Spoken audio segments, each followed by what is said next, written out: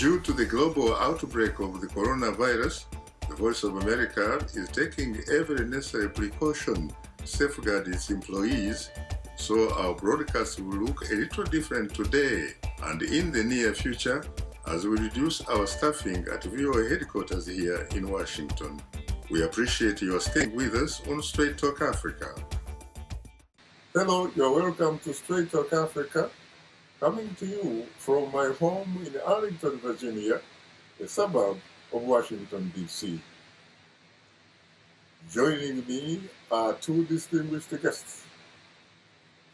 Professor Nicholas Boas, a professor of communications and media at the University of Maryland Global Campus.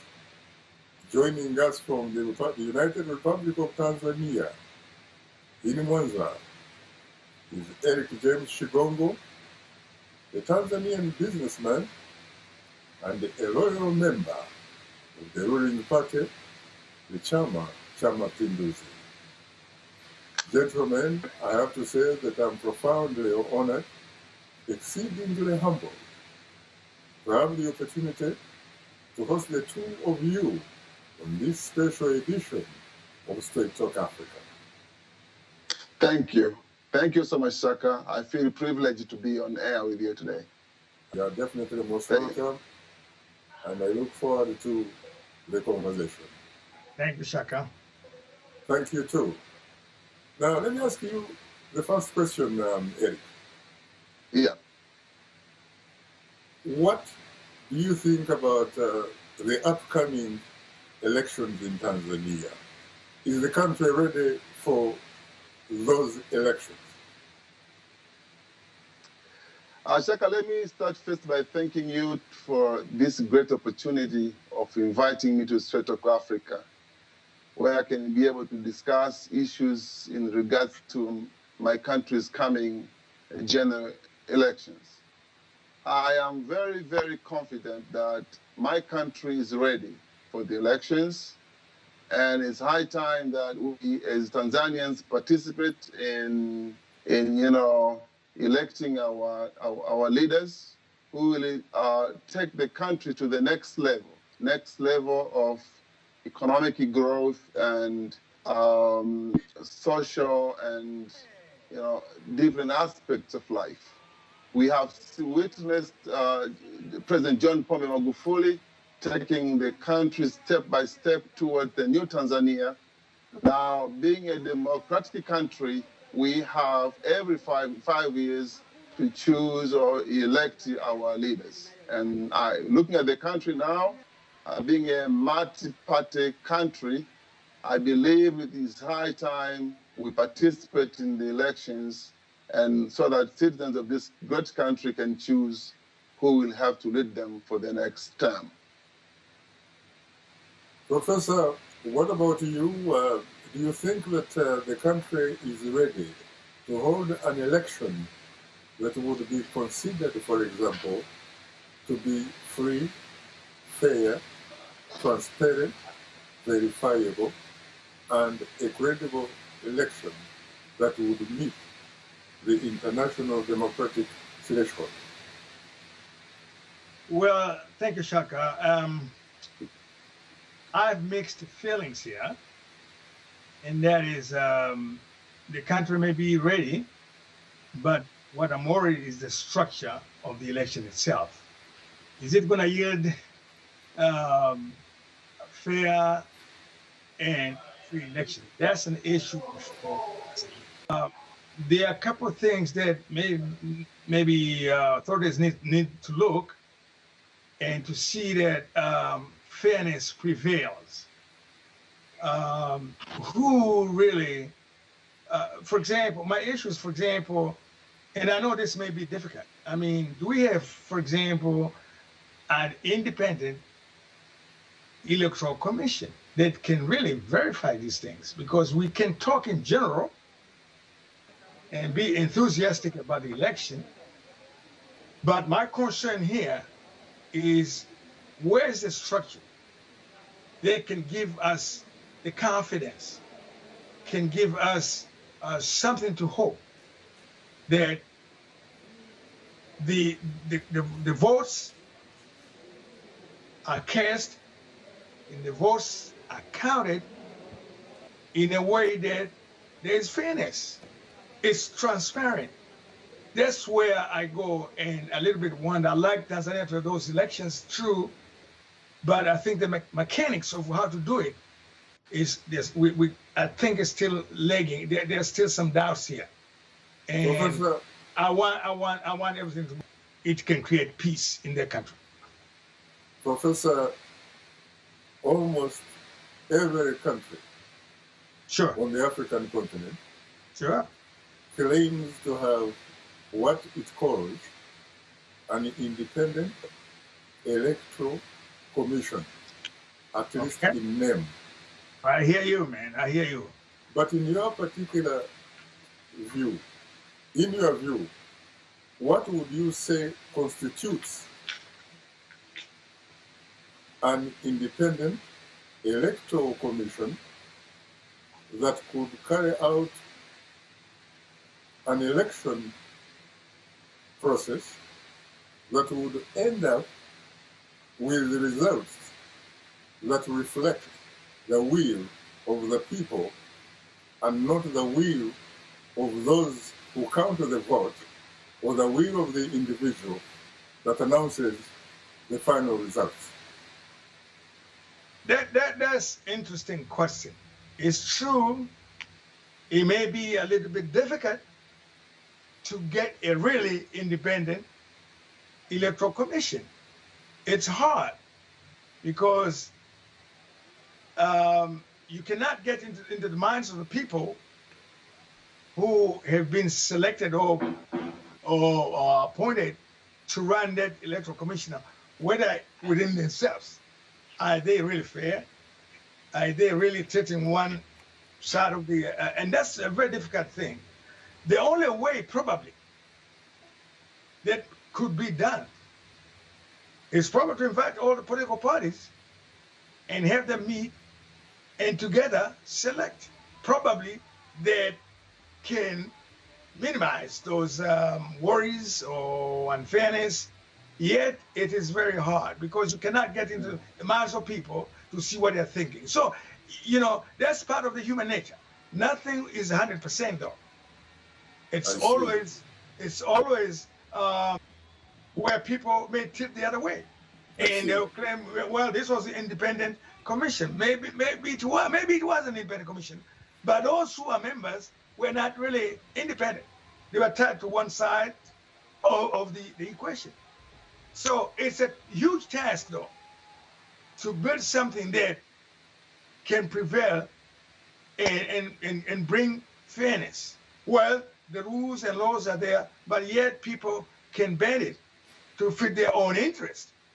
So, but it does help, though, if you have all political parties come together and select people they think will be, will be impartial, and have them sworn in and take over that leadership in trying to spearhead fairness and balanced account of the elections. It's a difficult task, but I hope they try though. Thank you. Because I'm going to tell you this. Thank you. We'll come to that later. Okay. Eric, what about you? Your reaction? We of course need free electoral commissions in every country. By that you mean an independent electoral I mean commission. independent electoral commission. Yes. In every country, so that you can reduce the number of complaints after every elections. But I know one thing. Constitutionally in Tanzania, we have an independent electoral commission. Though the members of the chairman of the electoral commission is named or appointed by the president, and there have been some complaints about that. And if you speak to political parties in this country, they always speak or ask for an independent electoral commission. But I know our electoral commission in Tanzania is very, very independent. I know it's very independent. There is no interference or manipulation from the ones in power. It's given all the freedom to do whatever it is, to make any decision, and it supervises the entire election without an interference from the government. So my standpoint here is we need to have independence in all electoral commissions in Africa so that we can have fair elections. But again, I would like to add a point, because there have been complaints in elections in different parts of the world. Even the western part of the world, like America, there have been complaints in elections. You guys can tell me that in America you have a free electoral commission, but still there are still complaints about how Trump got into power, and maybe there were interference from other countries that tried to interfere with American elections. So sometimes it's not only about the Electoral Commission being independent, it's about the people themselves. That's my standpoint. Professor, do you agree with Eric? Well, there are a couple of things I may chip in. Maybe some he's saying it right, but here's one thing. You see, if you are a player, you cannot be a referee as well at the same time. So having the president appoint a chair of the independent electoral commissioner is not right, because there will always be speculation, and we need the independent electoral commission to be selected by political parties. I think that's the best way in order to remove those complaints that may come because the chair was appointed by the president. That should not be the case. Now, Professor, yeah, we just had an interesting election south of your border. Yes. We're talking about Malawi. Sure. Why couldn't you possibly borrow a leaf from Malawi? To me, I think Malawi has shown resilience, and they've shown that probably they're mature in their political system. It's up to Tanzania. If they want to learn from there and apply those into the election, it's up to them, because these are the authorities. And sometimes authorities do not want to get people who can destabilize the establishment. Mm-hmm. So because they want to preserve power many times. So it's up to the country to What about hold on. What about you? I beg your pardon? I hadn't finished my point, but you can ask me, so I'm getting confused how to respond here. I'm sorry, but I think you should be a little bit frankly brief and succinct to the point. Okay, fine, I hear you. Thank you very much. What about you, Eric? Do you agree with the views of Professor Boas? In life, we are supposed to be learning from one another, and as a human being or as a country, cannot just say that we are perfect in every area of our life. But again, we are not supposed to be like copying everything and implement everything that our neighbors are doing. As far as my country is concerned, like what happened in Kenya, for instance, in Kenya, they had an election, and then something happened. There were complaints and whatever. They went to court, and then they had to redo the election. The same happened to Malawi. And again, I think it's becoming like a trend right now. And people are like believing more in such a kind of deeds where, you have to redo elections. But my point is, we as Tanzanians, we have our own independent electoral commission, And the complaint that Professor Boaz is raising is the chair being appointed by the president. I think that's the issue. Now, my opinion is, the chair can be appointed by the president, but the chair can still remain an independent person and have his own decisions. Because the speculations here can be, because you are appointed by me as president, so you have to act according to what I give instructions. Listen to me. In Tanzania, what I know, the president appoints the judges, but he doesn't interfere. He doesn't interfere with judiciary activities. The same applies to the Electoral Commission. He appoints the chairman of the Electoral Commission, but there is no interference whatsoever. You remember what happened in Zanzibar, for instance, all right? In Zanzibar, it was the chairman of the Electoral Commission who decided independently that the election was to be redone for the second time. So I believe there is a lot of independence in Tanzania when it comes to our Electoral Commission. Well, I have news for you because, frankly, when it comes to Zanzibar, you must be in a minority. Because perhaps for the last 15 years in Zanzibar, you have had evidence to suggest that the opposition civic union front, the party of Saif Sharif Hamad, wins the election, but CCM declares victory.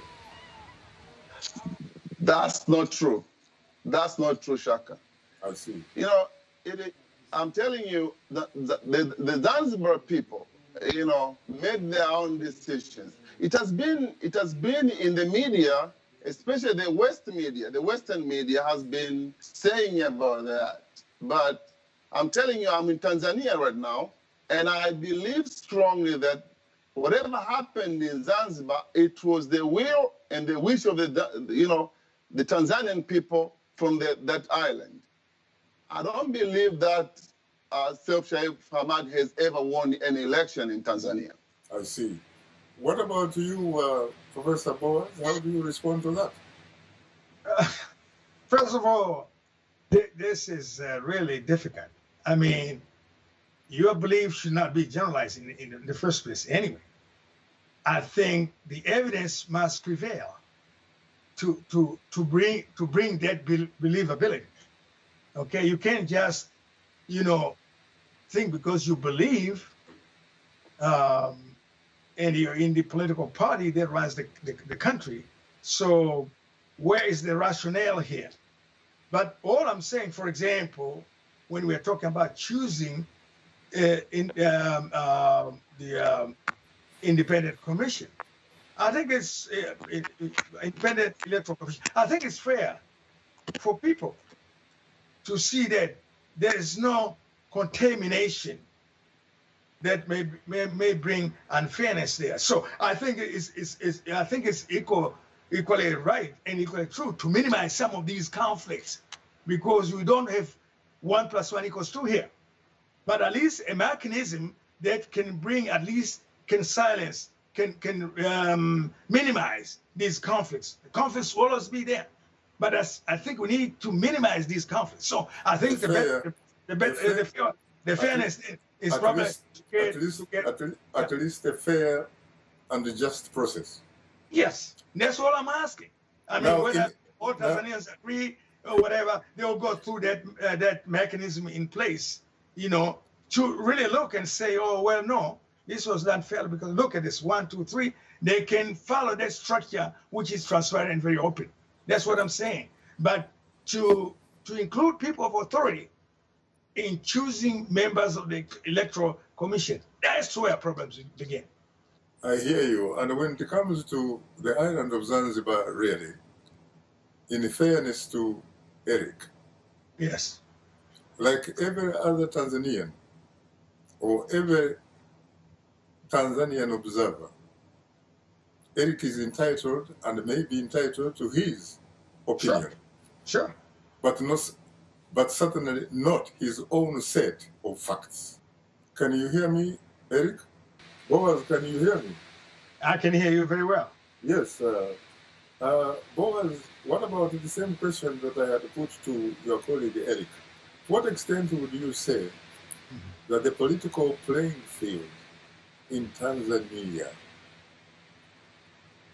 is leveled to such an extent that the Electoral Commission could, in fact, hold an election which, at the end of the day, would be a reflection of results which reflect the will of the people or the will of the voters and not the will of the Electoral Commission? There are a couple of things that I see that needs to be really cleared. And this has been a long time. There's an issue of free speech. That's central to democracy. If democracy has to aspire for the upward mobility, central to that is a free speech which can go out there and the media are able to criticize, bring fair information, inform people, and of course, bring debates where people can relate and see where they need to think about the whole process about fairness. Now, if there's no free speech, then if it's curtailed many times, that is a problem in itself, because people have the right to talk because it's in their constitution. They are allowed to air the views, or they are allowed to challenge some of the things that come from the government in terms of how the election then is going to be run. Police intimidation at times, and people fearful, so you don't even know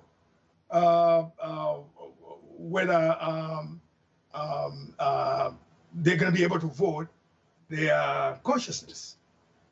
Now, the way I understand Tanzanian politics, yes, is that you do have a robust, independent media. Okay. To what extent is that media a reflection of the diverse political interests on the ground? Now, that's an issue here. And I'm going to tell you, for example, the media themselves are in what they call self-censorship. They cannot say other things that the government doesn't like. They're going to be intimidated and say, well, what you're saying, that was sedition. Only recently, there was a newspaper that has been closed down. Shaka, there's an element within the Constitution where it says that the newspapers can be closed by the government. Simply, maybe they say something that the government did not like. So that element of the law goes against the freedom. If there's anything then, if the government or people are complaining, the best place to go is at the court. Let the court decide. But the government cannot be the limit for the media expression. You say So that that's one. you say that they should have an opportunity to go to the courts. The better exercise in a democratic country, then, if there's anything that the government or the people see that is wrong, is not right, they should go to the court and petition instead of just go and close the media. To what extent is the judicial system Now, in Tanzania sufficiently independent as a co-equal branch of government? There's an issue where at times people wonder, is there an independence between the judicial, the executive branch, and the parliament? So that's a big question that lingers right now.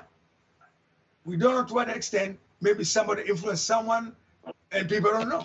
So there's somehow distrust of these three branches. And I hope that should have been dispelled out. It should have been made clear. So at least when the results come, then people may not even say, well, this is because the judges were in favor of the government, or because the judges were in favor of those who are petitioning. So some kind of fairness and some kind of rationality there is not clear where it is, because there are a couple examples that people cite that seems to be not following the law. How do you respond to some who say Yes. that when it comes to Tanzania, you cannot really raise the issue of whether or not the political playing field is leveled, because in their view, not mine, as far as they are concerned, in Tanzania, there is no separation of the state from the ruling party, Chama cha Mapinduzi. Yeah. In fact, they go on to argue forcefully that in Tanzania, you are looking at the state and the ruling party in the context of being fused, that there is absolutely no separation between the two. Well, this connotation that you're bringing has been said for many times, that there's no demarcation between the state and the political party. So there's a lot of confusion going on. And there are a couple of examples that I may provide, but there is a problem that the party itself becomes like the government. They can give orders, they can do whatever they want, and the government will always not even chastise the party if they interfere government things. So it's a big confusion here. I usually don't understand between this fusion of the party and the government. So I think that's where you may say, well, that creates some uncertainty about how the election then is going to be run. So it's not really clear here. I don't see separation between the party and the government. So that has been an issue all along. Now, your colleague, Eric, yes, suggested that in his view, he thought that the Electoral Commission has sufficient independence to carry out its duties. If true, how come almost after every election after 5 years, for the last 20 or so years, every after election, the opposition claims that the election has been rigged?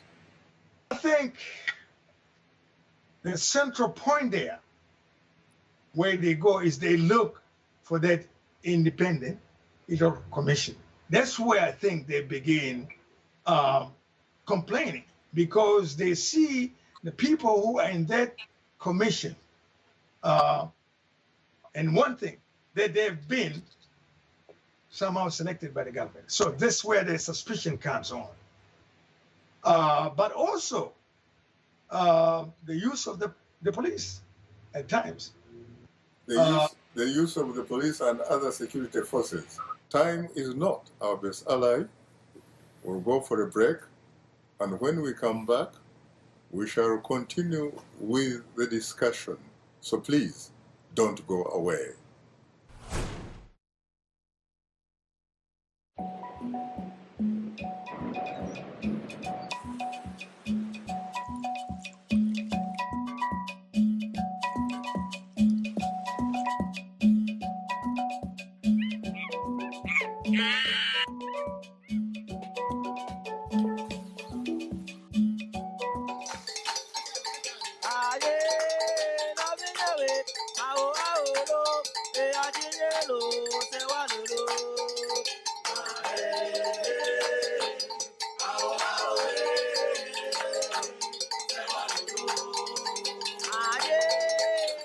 Readiness.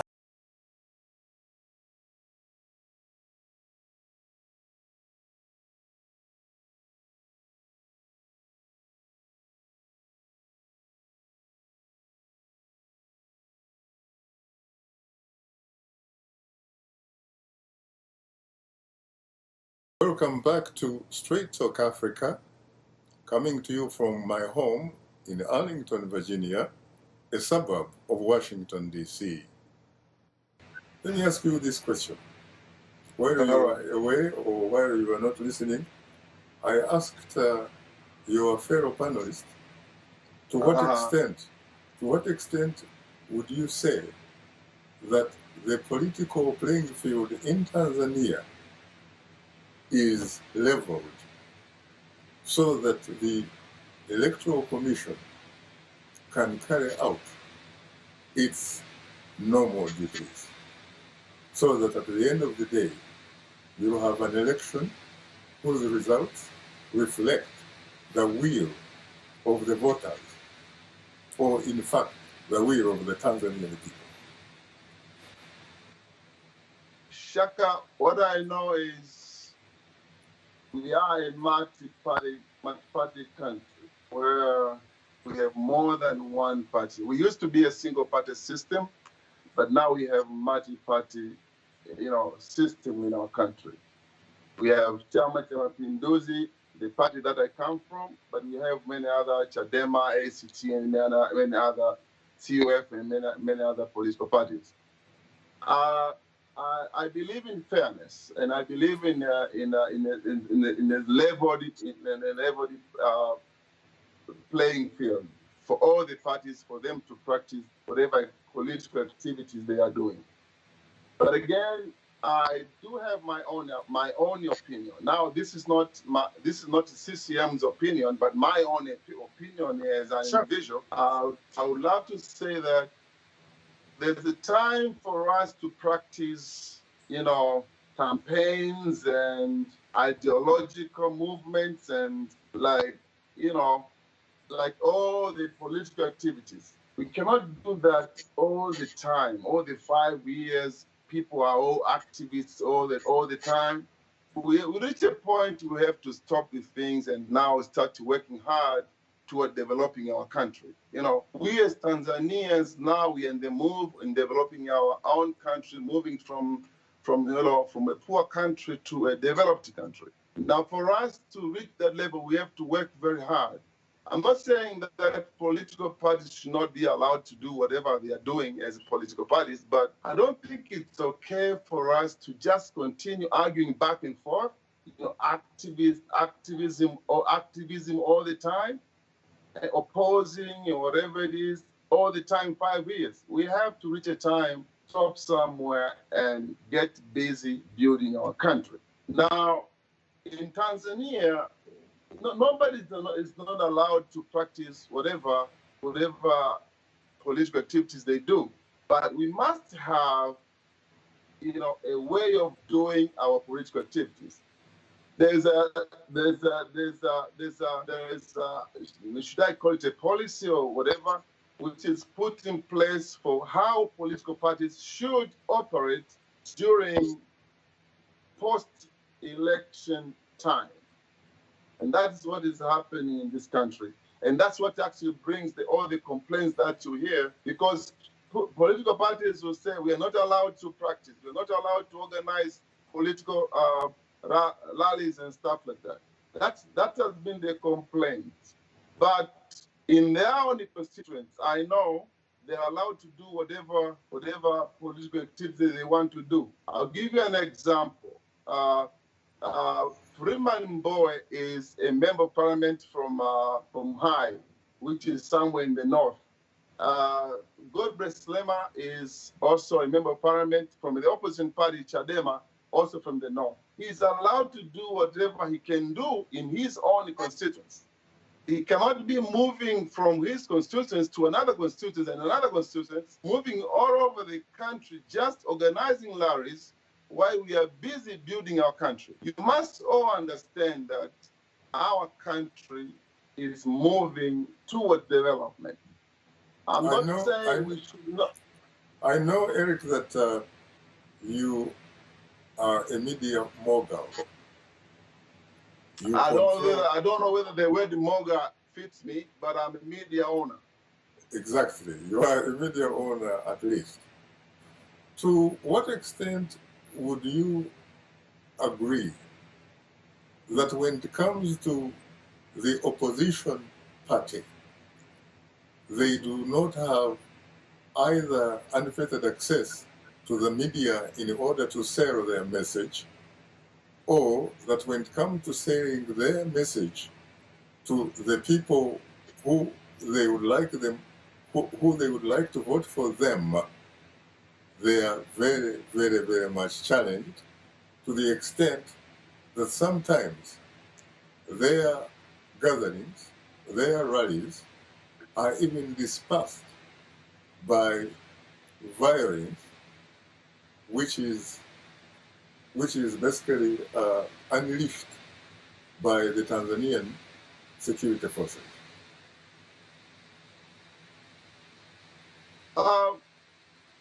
Number one, we must agree that without law is chaos.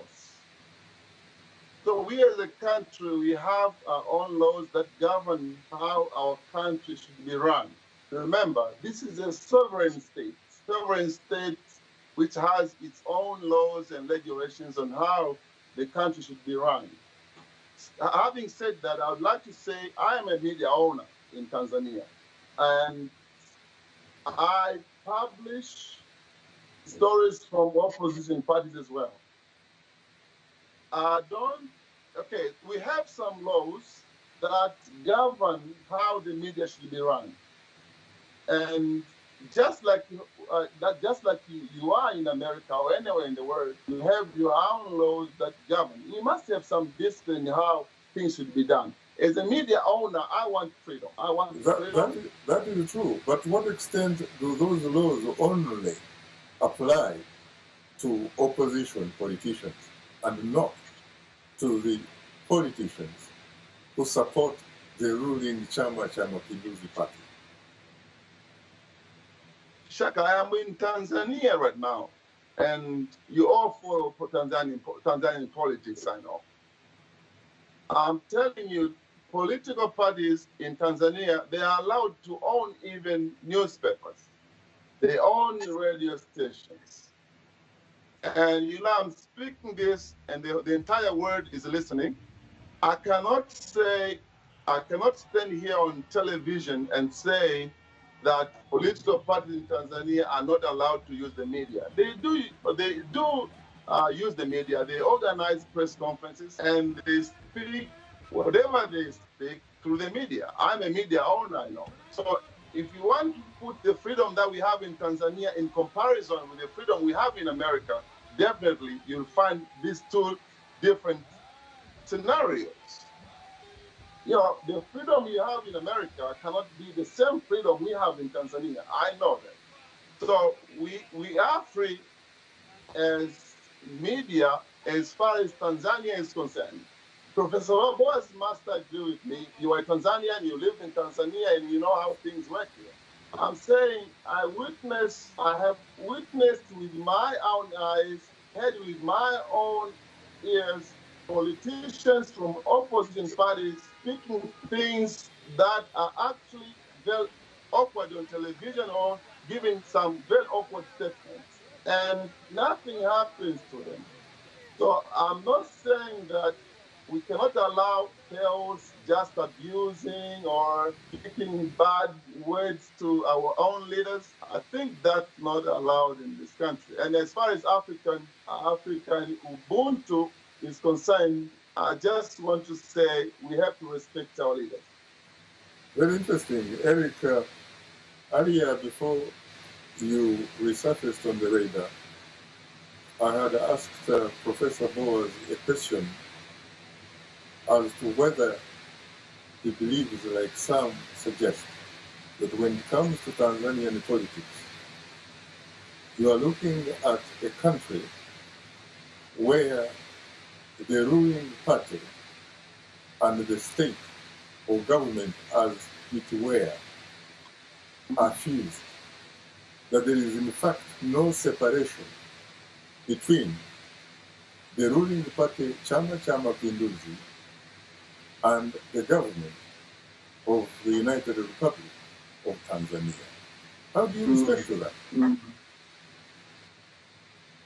Number one, the government, to me, is an offspring of the political party, because CCM is what goes to elections, wins the elections, and then forms the government.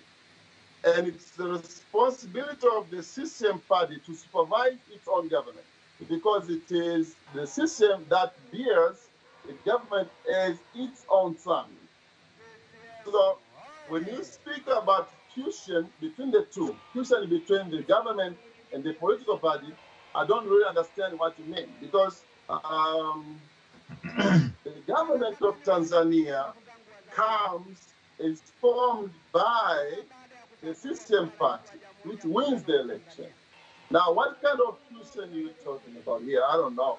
I am talking about whether I am talking about people, observers who say there is no difference in their view from the Tanzania that used to operate under the one-party system, which ended in the mid-1990s with the election of Benjamin Mkapa under the multi-party system.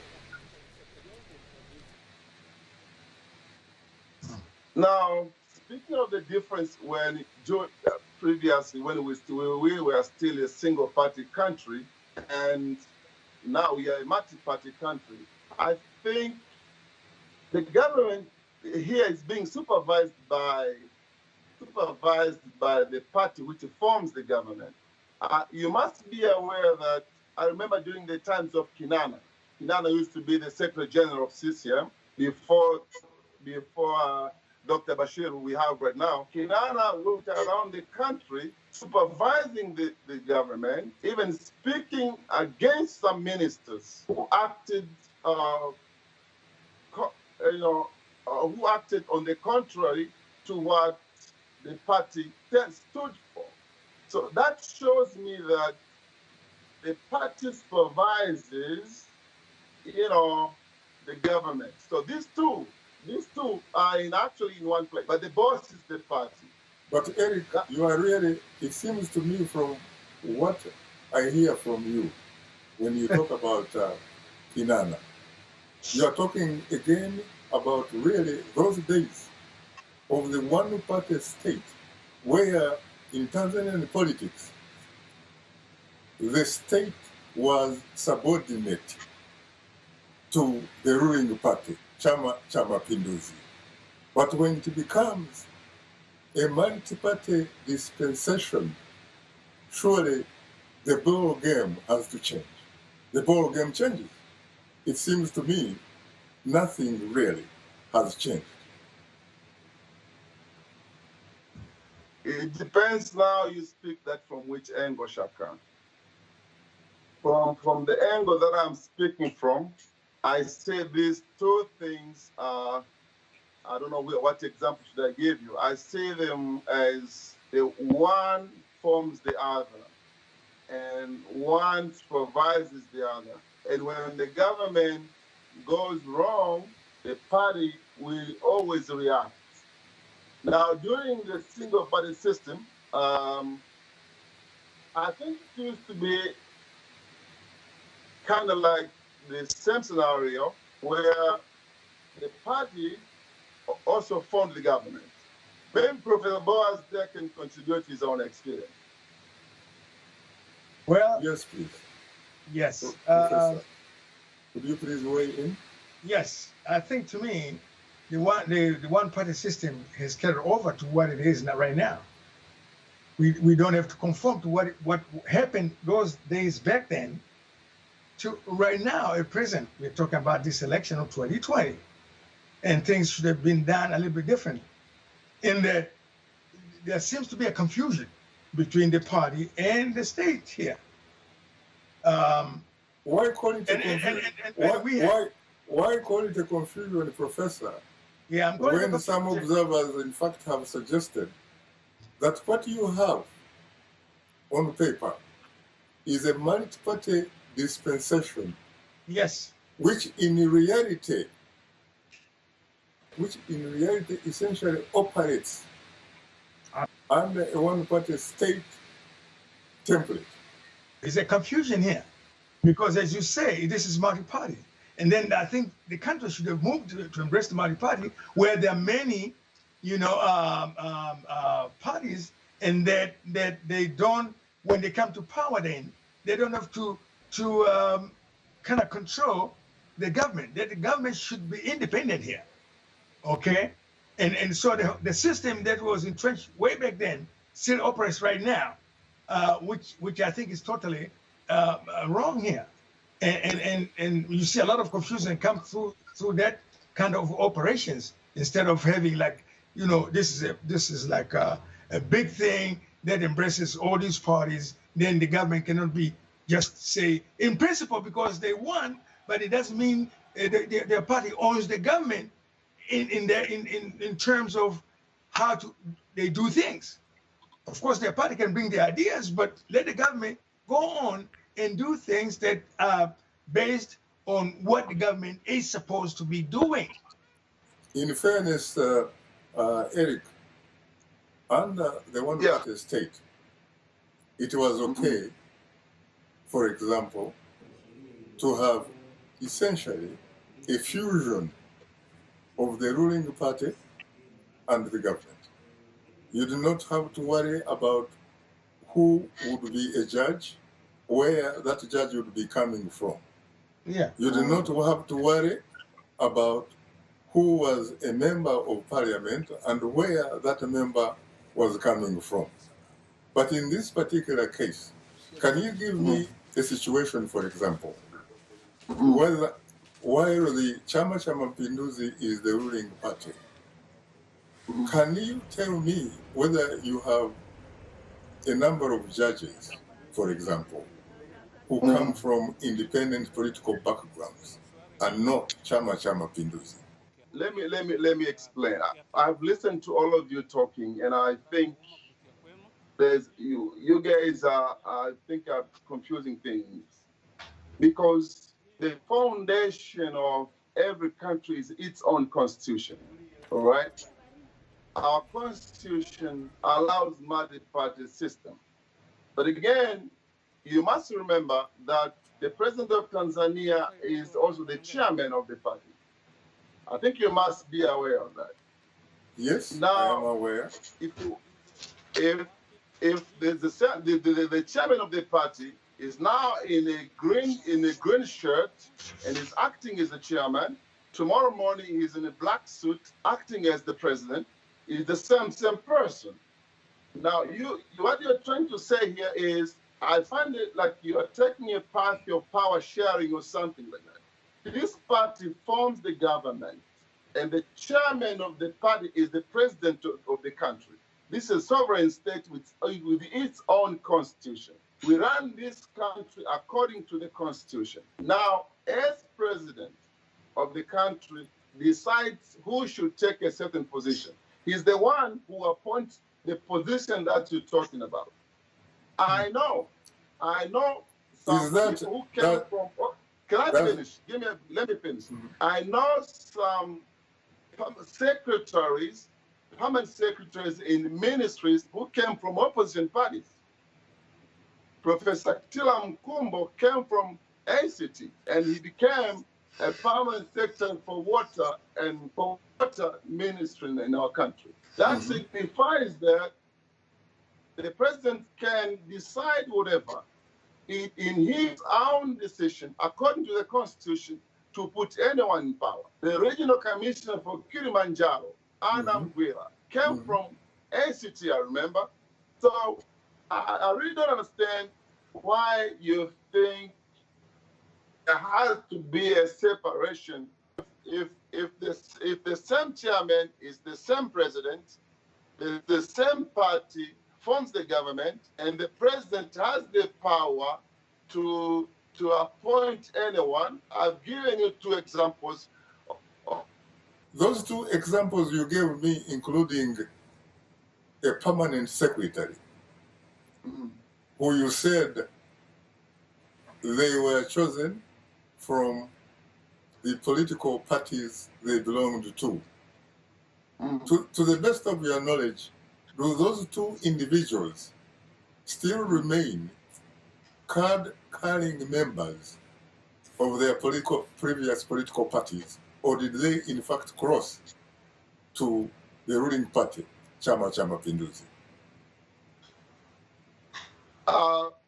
That remains, of course, Kitila Mkumbo moved to CCM, and Mama Anna Mugwira moved to CCM as well. But that's not something that we are compassed to do. That was not compulsory or a prerequisite that you have to move to CCM. That was their own decision.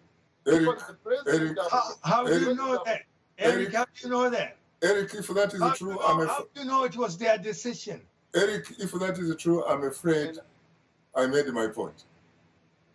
Yeah. No. Because how sure are you it wasn't their decision? Well, because you seem to be speaking with the authority here.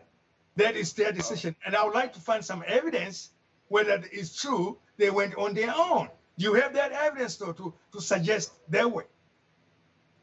But let me put it this way also. The Constitution of Tanzania, I assume, is a democratic document. Yes. Is that correct? It is. Yes, it is.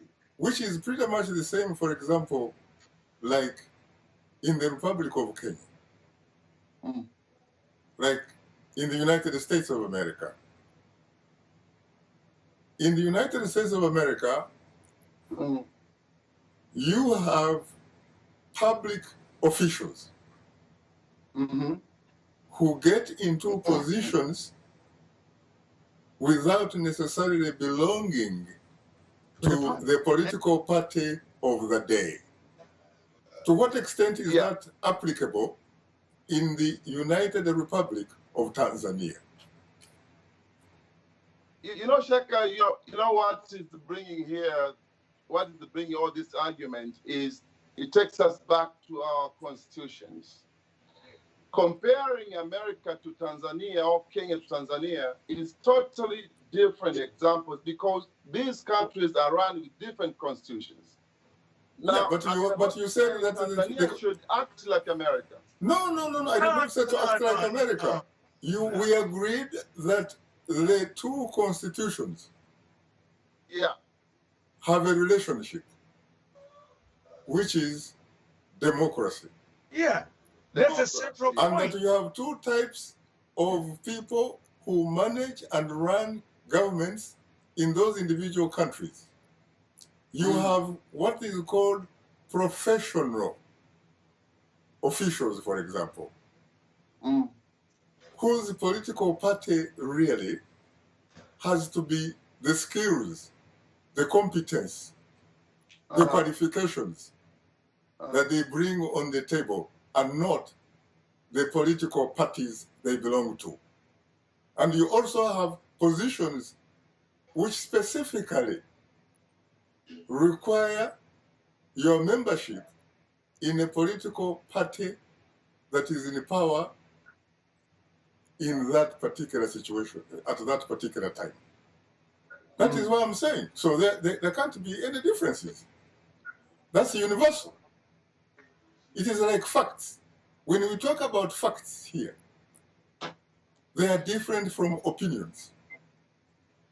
You may be entitled to your different opinion, just like anybody else. In fact, in a democracy, everybody should have a right to own an opinion, however different it might be from the ruling party or the government or the state as it were. But you cannot have or be allowed to have what is called different sets of your facts, because facts are universal. They're a universal value. Either we are looking, for example, at a road, or we are looking at something else. And this road, it doesn't matter whether it is in Tanzania, whether it is in Kenya, in Nigeria, or the United States of America. Once we agree that that is a road, that is a fact. Mhm. How do you react to that?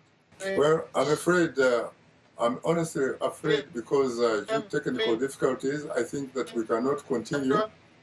On that note, our distinguished guests are Professor Nicholas Boas and Eric Shigongo. Get better, not bitter, Tanzania. And please, please, please, let's keep the African hopes alive.